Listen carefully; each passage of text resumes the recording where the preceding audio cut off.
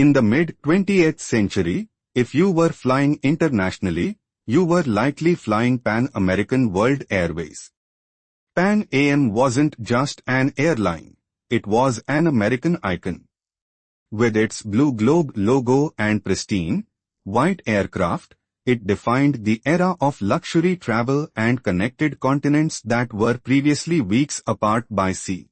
Founded in 1927 by one Trip, Pan Am started as a small mail delivery service between Key West and Havana. But Trip had bigger ambitions.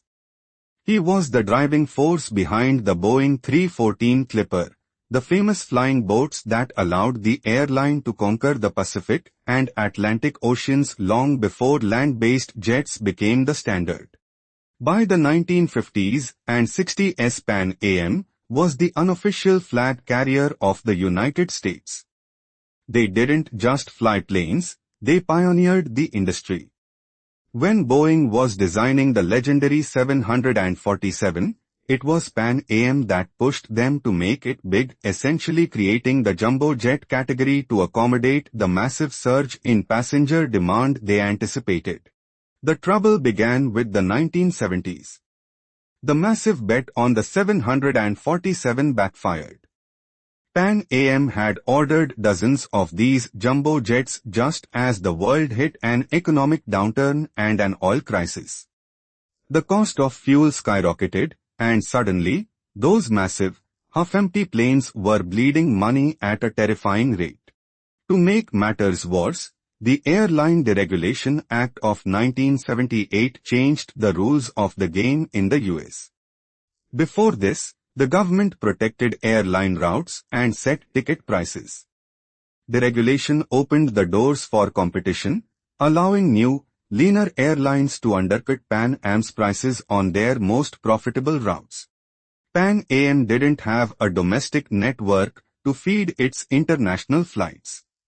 While competitors like United or American could fly passengers from small cities to hubs and then connect them to international routes, Pan Am was struggling.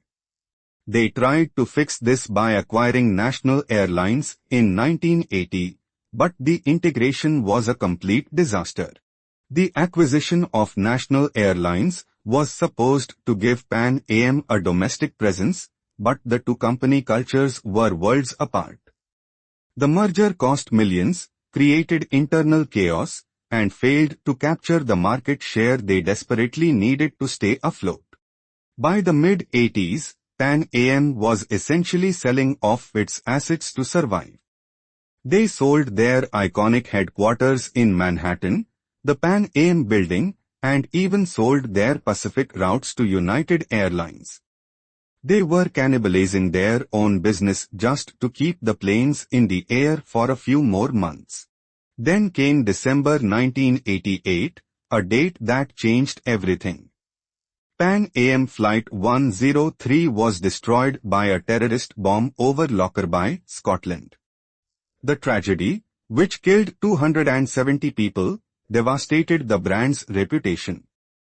Passengers were terrified to fly with them, and the resulting lawsuits and security costs became an unbearable financial burden. The final blow came with the Gulf War in 1990. Oil prices spiked again, and global travel plummeted. Pan Am, already weak and cash-strapped, could no longer borrow the money needed to operate.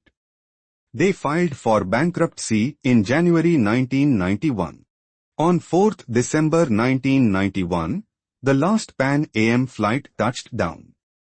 After 64 years of defining the skies, one of the most recognizable brands in history simply ceased to exist. Thousands of employees lost their jobs, and the world lost a pioneer that had shaped global aviation. The story of Pan Am serves as a reminder that even the biggest corporate giants are vulnerable.